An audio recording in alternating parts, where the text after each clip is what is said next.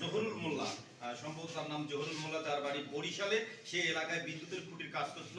হাতীবান্ধা থানা পুলিশ তাকে কিন্তু ইতিমধ্যে গ্রেপ্তার করতে সক্ষম হয়েছে। ইতিমধ্যে তাকে গ্রেপ্তার করে যে 4.5 ঘন্টা আগে সেক্সুয়াল অ্যাসাল্টের রেজিস্ট্রি দিয়েছে।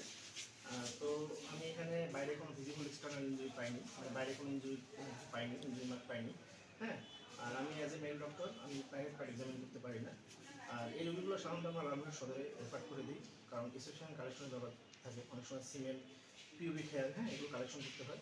যার কারণে আমি রামঘাট সদরে রেফার করে দিয়েছি, যেহেতু আমি বাইরে থেকে কোনো কিছু পাইনি, হ্যাঁ, কোনো ব্লিডিং কোনো কিছুই পাইনি।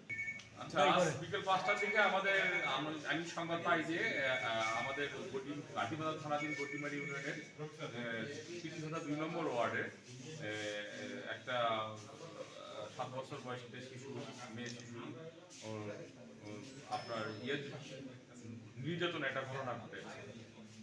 হ্যাঁ, যৌন নির্যাতনের একটা ঘটনা ঘটেছে। পরবর্তীতে আমি সেখানে ঘটনাস্থলে যাই এবং সেখান থেকে একজন ধর্ষকের কে আমরা গ্রেপ্তার করি। তার নাম জহিরুল হক মোল্লা, বাড়ি আপনার বরিশাল আগল ঝয়না। তো আমরা তাকে গ্রেপ্তার করে থানায় নিয়ে এসেছি এবং তাকে ব্যাপকভাবে জিজ্ঞাসাবাদ করতেছি। এই বিষয়ে ভিকটিমের পরিবার আমাদের কাছে মামলা দেওয়ার প্রস্তুতি দিচ্ছেন। আমরা মামলা রেজাল্ট পেলে আমরা মামলা নেব। আপাতত মেয়েটাকে প্রথমে উপজেলা স্বাস্থ্য কমপ্লেক্স হাতীবান্ধায় চিকিৎসার জন্য নিয়ে আসা হয়। পরবর্তী সেখান থেকে লালমনিরহাট সদর হসপিটালে তাকে চিকিৎসার জন্য প্রেরণ করা হয়েছে।